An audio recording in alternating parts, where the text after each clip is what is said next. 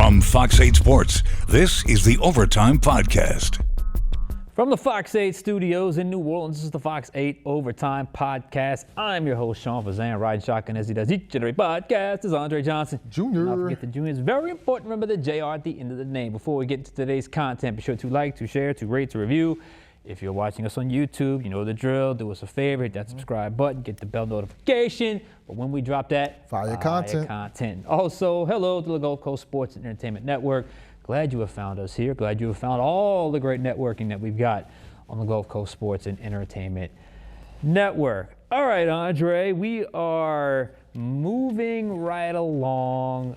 We've been doing this Ranking the Saints countdown. We started the other day, 20 through 16. We're going to get to the next installment. But, of course, before we get to that, how are you feeling today? I'm feeling good. You know, I'm always excited. This is the fun part of the offseason, so to speak, because when you get to this point in the offseason, there's not much to do. I mean, the Saints are off, the Pelicans are off. Everybody's it's the calm before the storm. So getting to rank players and talk about football, talk about the Saints, it's fun. And to recap 20 through 16 that we did a couple days ago, Foster Moreau, 20. Brandon Cooks, 19. Devon Godshaw, 18, Taliese Fuaga, 17, and 16, Cam Jordan. Today we get into 11 through 15. One other quick thing to note, in case you missed the last one, I don't put any rookies on this. This is my Ranking the Saints. How do I rank the top 20 players on the Saints roster? We also had a couple honorable mentions that just missed. Kool-Aid McKinstry, Colin Saunders, Blake Grupe, all just missed right outside the top 20. So you look at this list, you may think, okay, maybe that's not a good enough list. Or maybe you think, it'll be all right. Maybe they're better than I thought. Or maybe I don't know what you think. But this is kind of how I see it. I'm sure they agree based with off every word. of what I've been viewing in the Saints off season, what I project their contributions to be this year. And sometimes I'm right, sometimes I'm wrong. But this is the way that we go. So, without further ado, we went 20 through 16. Why don't we go with number 15? Number 15, we're starting on the defense. That is correct. I am going with, in my opinion, the most underrated player on the entire roster.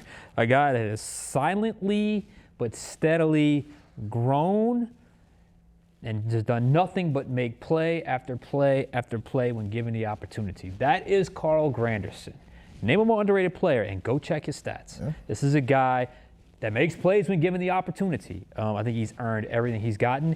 He's a guy that I think in his time here has gained close to 40 pounds. I'm wondering if you want to keep him there with that 3-4 stand-up edge defender. But he is a solid guy in the rotation. He is dependable. He knows what he is doing. And he always seems to make a play. So Carl Granderson is on this list. I think he deserves to be on this list. Some would argue he could even be higher on this list because I appreciate underrated players, and I think this is a guy that is worthy of this spot. I am very curious to see how he adjusts to life under Brandon Staley. We have talked about this. There are a few of these guys that are going to be auditioning for this premier stand-up edge pass rushing role. Can he do some other things? Can he provide some versatility? He's done it in the past. But the bottom line is, if he keeps being steady and keeps just showing up, I think Carl Granderson can once again have a good year with the Saints defense. Yeah, and when I initially saw he was at 15, my initial thought was, like you said, maybe he probably could be higher than 15, But he did have I don't want to call it a setback, but it wasn't a great year last year. Coming out of 2023, I said, you can argue that he was your best defender in 2023. 8.5 sacks, that went down to 5.5 this past season. 78 tackles in 23, down to 61 this past season. 14 tackles for loss in 23, went down to 9 this past season. Now, with that being said, I still think Carl Granderson is your best pass rusher. Carl Granderson, when it comes to getting to the quarterback, can completely wreck an offense's game plan, and we've seen him do that throughout the weeks, throughout the years, and I think, in this 3-4 system, I'm really curious to see how he is. Is he one of the edge guys you keep standing up, because I think he's been best at getting to the quarterback over the last 2 seasons. But also, like you mentioned, he's gained about 40 pounds since coming here. Do you want his finger in the turf, you know? So it depends how they use Carl Granderson. I'm sure we'll get to see a lot more of that once we get to training camp, when we can see some 11 on 11. But based off of last year, I think Carl Granderson is still probably one of your, say, 3 or 4 best defenders on the team. And when it comes to pass rushers, I think he's number 1. I mean, I think he's been the steadiest, especially over the last couple seasons. And it should be pointed out, like, you know, we talk about the 3-4 and the big difference is it being the stand-up edge guy as opposed to hand in the dirt guy. But the truth of the matter is, there's going to be certain plays and formations where it looks a lot like 4-down linemen, just one guy standing up. So there has to, if 3 guys are hand in the dirt and there's a stand-up edge, well, one guy opposite of him could also be hand in the dirt. It's different formations, different things, cause different looks. So can he be that guy?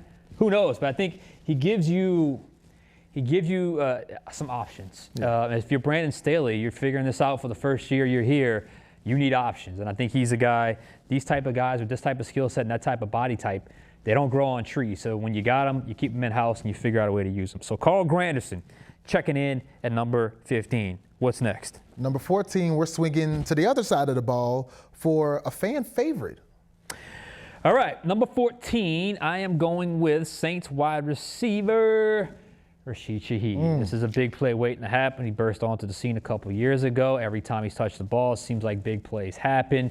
Hasn't been able to stay completely healthy. Unfortunately, I should say, last year when he got hurt, you saw the dip in production. He was one of the first of just an avalanche of injuries, and it really impacted what they do. He's a guy they're trying to develop a little bit of a well-roundedness to him, but at that size, at 5'8", 180, whatever he is, that kind of speed, you're not going to have him working between the seams. And if you do that, you're probably asking for trouble. You want him on the perimeter. You want him with the bubble screens. You want him with the wide receiver screens. You want him running that 9 route, that deep post. Keep him on the edges, get him upfield. And there needs to be enough diversity within that wide receiver core to let him do what he is supposed to do. Now, obviously, you want to continue to add to your game, and hopefully he is able to do that. I think he's a guy that's gotten better and better at the route running standpoint, but let's not kid ourselves here. He is here for speed. Yeah. And let's not discount what he also brings. That is, he has the potential to change the game as a punt returner. And I think, we saw that back in 2023 against Green Bay. Comes to mind. He can change the game when he does that. So hopefully he brings that same mentality this year. This is a guy that I think, if you really look at it, you got a creative, young offensive mind.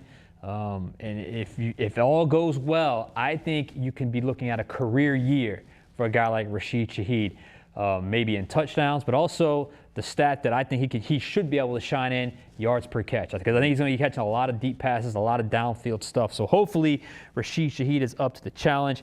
And I think Rashid Shaheed, this is a good spot for him, number 14. And think about the career arc he's had from undrafted rookie a couple years ago out of – where did he go? I don't remember. Where did he go? Exactly. Why am I drawing a blank right now? Y'all can tell us. Where did he go?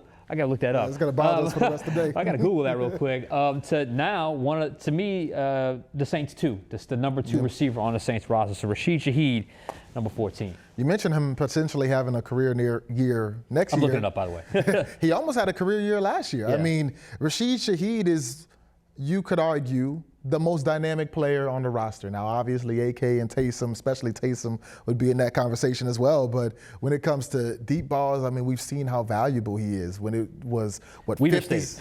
Weber State, I know it. Weber State.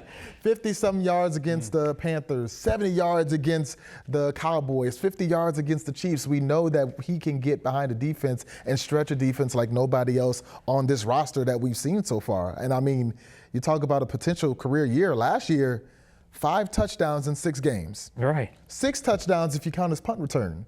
So counting the special teams, he had 6 touchdowns in 6 games last season. And when he got hurt, that's kind of when you saw the switch flip the wrong way for this offense, because all of a sudden now there is nobody to stretch the field because the Saints weren't allowing Chris Olave to run those type of routes, and soon thereafter Chris Olave would get hurt as well, and you'd lose Taysom, and it was kind of the beginning of the end, when Rashid Shaheed got hurt. But I think that he's on his way to having the best season of his career. The only thing I would like to see from him, I would like to see a more diverse route tree. And we were starting to see that a bit last year. We just didn't have enough of a sample size. But Rashid Shaheed right now is known for those big boom plays. I mean, he's averaging just over 17 yards per catch, which is huge in the NFL. So I want him to be a threat there, but I also want to continue to see him, work on that intermediate game, a comeback or something like that. I want to be able to get him into space and let him utilize his run after the catch game, because we see it in punt returns. He's had one in each of the last 2 seasons for a touchdown. When you get that guy in space, he's dynamic. Well, So, think about this with Kellen Moore. One thing I know he's going to have is a little bit of that RPO game. Yeah. Not RPO as in zone read, quarterback read, defensive end. No, RPO as in reading the stack linebacker. If he comes up to take the running play, you throw it over the top of him. Just imagine certain looks, certain formations. If you somehow could get a Rashid Shaheed off that backside smoke route, and there's a one safety high, and there's a linebacker coming up, and you're able to connect with him on that backside smoke, he's able to catch, make one guy miss, he is gone. Yeah. You could turn a 5-yard smoke route into a freaking 70-yard touchdown. He's got that type of game-breaking ability. By the way, I'm throwing a flag on the play. I'm so mad at myself for not knowing Weber State. I should have known that. I apologize to you. You were right for criticizing me for that, if you're criticizing me right now in the comment section, because I should have known that. So Rashid Shaheed checks in at number 14, a big play waiting to happen. I am so curious to see what Kellen Moore does with these types of weapons, because he has said the one thing he wants to be is a tempo offense.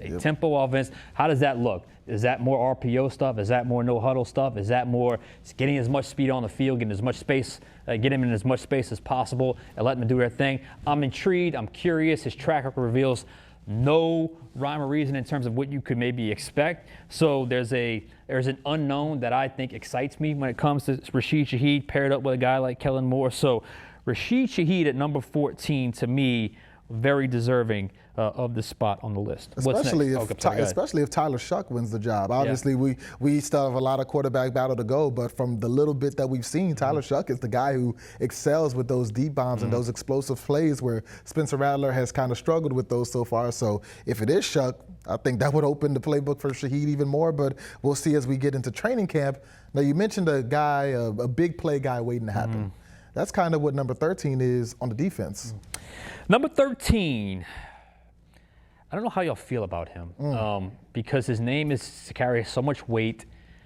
He just has fallen short of the actual, recognition he gets, but I still think he's a solid player. That is Chase Young. And his new defense, new system, call it, with Brandon Staley. He's another one. Is he going to stand up? Is he going to be a guy that can do it? Can he do it with effectiveness? How lead is his first step? He would be a bigger stand-up edge pass rusher at 6'5", 260, whatever he is. I know he'd be on the bigger side. This is a guy that is on the doorstep of big plays every single time he's on the field. For whatever reason, he just doesn't finish those big plays enough. He finishes them sometimes, but not enough. And that's why they got him back on what I believe, it sounded like big money, 3 years, $51 million. That's middle-class salary for an edge pass rusher, for a guy that at one point in his career was thought of to be the next big thing as a pass rusher, and the likes of Bosa and Parsons and Myles Garrett and all those guys. So Chase Young comes in. I thought he was decent last year. I thought he, knock on wood, stayed healthy last year. Hopefully that stays the same. And when you pay a guy that kind of money, regardless, they thought enough of him to bring him back for a good salary. It's not a $50 million a year salary. It's not a league minimum salary. You're expecting something. So I think I want to see him get as close to double-digit sacks this year. I think that's a reasonable, realistic expectation and goal for Chase Young. And I went back and forth between Chase Young and Carl Granderson a lot, because they're almost interchangeable. But then when you look at the numbers, it's actually pretty impressive. Last season, he played a career high in games played, played all 17, 5.5 sacks, that's third in his career, 31 tackles, that's second in his career, 21 quarterback hits. That's a career high for him.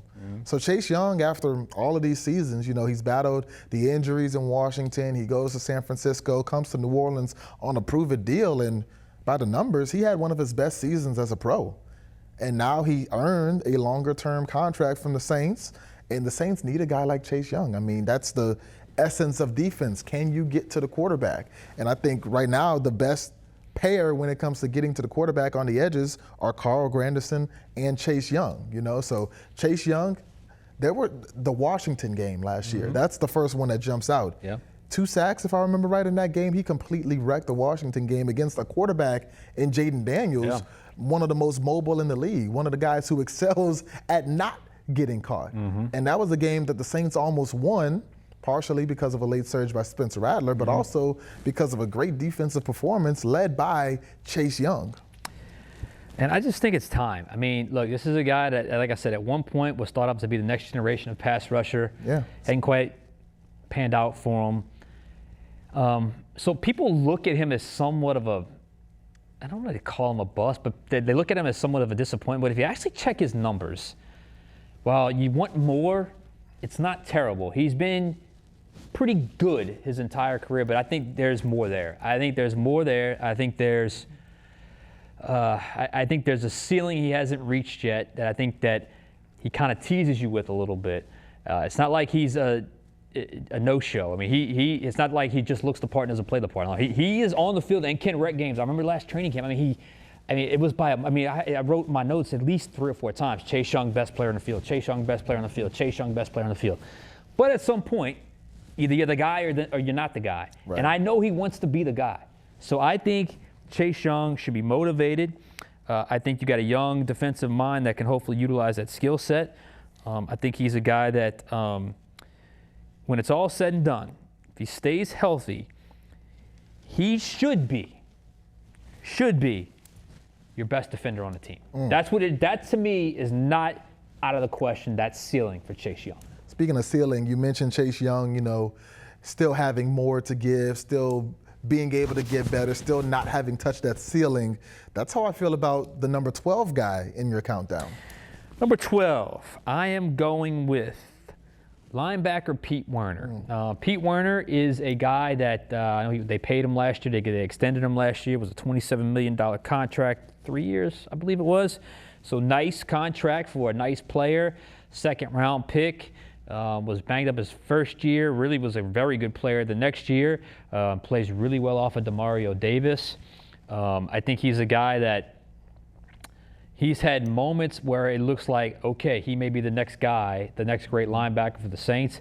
He's had moments where he couldn't stay healthy.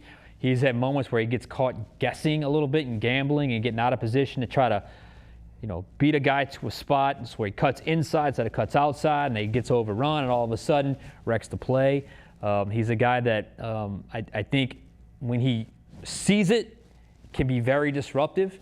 I think he's on the cusp, but I just think right now I think it's fair to call him kind of a middle-of-the-pack linebacker across the NFL. I think the Saints would like to see him break through and be a little bit more. I think there's more there. And I'm very curious to see if this can be the year he can shine in this new system, this 3-4 system. If he's a guy, maybe has a little different responsibilities, maybe they ask him to do a few different things. But I think there's more there with Pete Werner. I think he's been pretty steady since he's been here, but I think it's time to maybe raise it up a little bit. Number 12, Pete Werner. Yeah, after 2023, Pete Werner, watching him, it was kind of like, man, in a couple years, this could maybe be the best player on your defense. Maybe this is your Demario Davis replacement. That's how it felt at the end of 23. In 2024, he didn't necessarily live up to that. 2025, he quietly had one of his better seasons. I mean, he was 1 tackle shy of his career best, and he missed a few games last year as well. So if he plays those 3-4 games, he has a career high in tackles on the season. But I'm still waiting for it from Pete Werner. I'm still waiting for, you mentioned he plays well off of Demario Davis. I want to see him as a player that can take over that role. I think back to Carolina, Luke Kuechly, who to me is the greatest middle linebacker since Ray Lewis.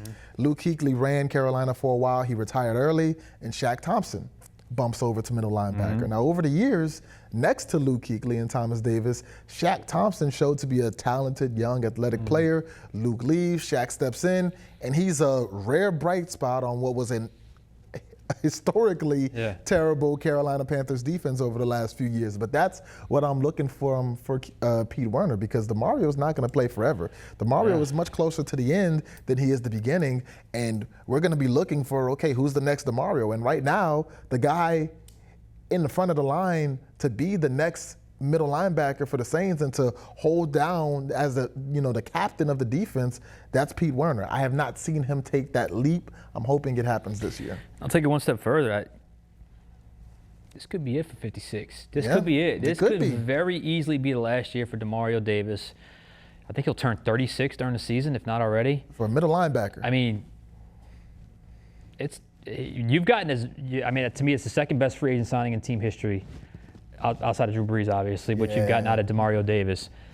But linebackers don't last into their 40s. They just don't. And he has given as much of himself as he possibly could. Somebody has to be the next guy.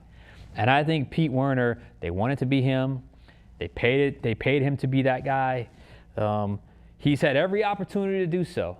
So if he stays healthy, maybe this is the magic mix where he's further enough along in his career, different system, different expectation, where DeMario's at in his career. Maybe he feels a little more ownership of the situation. But Pete Werner has been good. I want to see the next level from Pete Werner. I think that's a reasonable expectation for us to have. And speaking of the next level, we go to number 11 in the countdown, someone who almost has to reach the next level of his career this season. Alontae Taylor checks in at number 11. Alontae Taylor is a very interesting player. I happen to like him a lot because as someone that studies film, what he is asked to do, sometimes play after play, to play different positions on each play. Sometimes he's inside, sometimes he's outside. So he doesn't come off the field, but he has different responsibilities on different plays based off where he's aligned, not to mention the actual play call, what's happening, the adjustments that go in with each play call. I remember talking to him about 10 minutes before we did a sit-down like this last year during the season. And we talked. I mean, what he was telling me, I was like, and as somebody like myself who kind of really gets into the minutia, the X's and O's of things, I was like, my mind was blown just how much on one coverage. He said there was 20 different calls they could have made. Now, that's 20 different calls if he's on the outside, 20 different calls and he's on the inside, and it's different for each one. So you can imagine just the mental bandwidth that it takes, not to mention the physical skills you have to have. I think he's best off as a nickel. I think he's best off as a slot.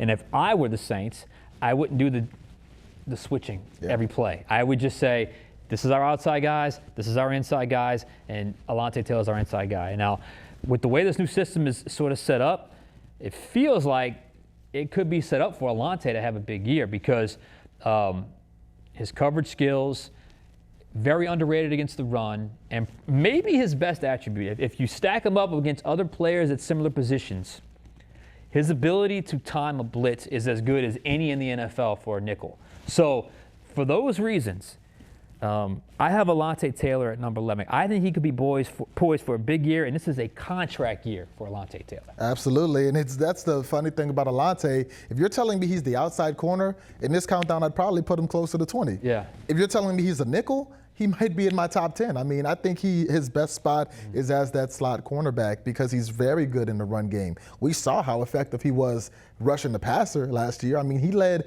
not just the Saints, but the NFL in sacks for a couple weeks. He led the Saints in sacks for a lot more than a couple weeks, just off of those first couple of weeks, picking on Bryce Young and Dak Prescott. So I think this is a big year for him because now he's stepping out of the shadow of a Marshawn Lattimore. He's stepping out of the shadow of a Paulson Adebo. Now there's no question on the team right now who cornerback one is, whether he's on the outside or the nickel. We know who the guy is at that position, and it's Alontae Taylor. Now, what I will say, and this is why I'm excited for Alontae, the new defensive coordinator, the new system. And we saw with the player who could barely get any playing time with the Saints a few years back in Zach Bond. Zach Bond is a forgotten member of the New Orleans Saints. He goes to Philadelphia, ironically, where the Saints head coach is coming from. And all of a sudden, Zach Bond, who couldn't get on the field here in New Orleans consistently, goes to Philly and becomes an All-Pro and a Super Bowl champion and has an interception in the Super Bowl. That's the kind of impact that a new defensive coordinator, a new defensive mind, a new system, a new scheme can have on a player on the cusp of a breakout. So you look at Alontae Taylor. He's been on the outside. He's been on the inside.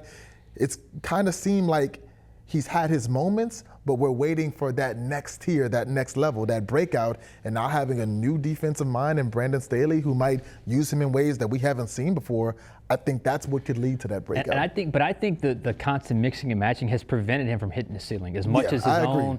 Like, I think if he settled at one spot, I think he could be really, really good, top-tier player at that spot. I think that's a little bit on the Saints, the previous Saints coaching staff. It's like they never seem to have 2 feet on the ground with where they wanted him to be, and I think that stunted his growth a little bit. I'm not going to put that on Alontae. I really not, because I kind of feel like he was asked to do a lot, and he accepted those responsibilities. But now it's time to do right by him and give him the spot where he excels and let him play there. And I think that spot is at slot corner and nickel, and I know the guy is motivated, and I'd be very curious if he has a big year, what kind of contract that could certainly warrant on the open market. So let's recap here. 15, Carl Granderson. 14, Rashid Shaheed. 13, Chase Young. 12, Pete Werner. 11, Alontae Taylor. I know you agree with all that, so just let me know, confirm that in the comments section. Let us know how you feel. But I feel pretty good. I think that's a pretty good. We're going to crack the top 10 in our next show. But I think 20 through 11, we're going to go 20 again. Morrow, 20, Cooks, 19, Gacho, 18, Fuaga, 17, Cam Jordan, 16.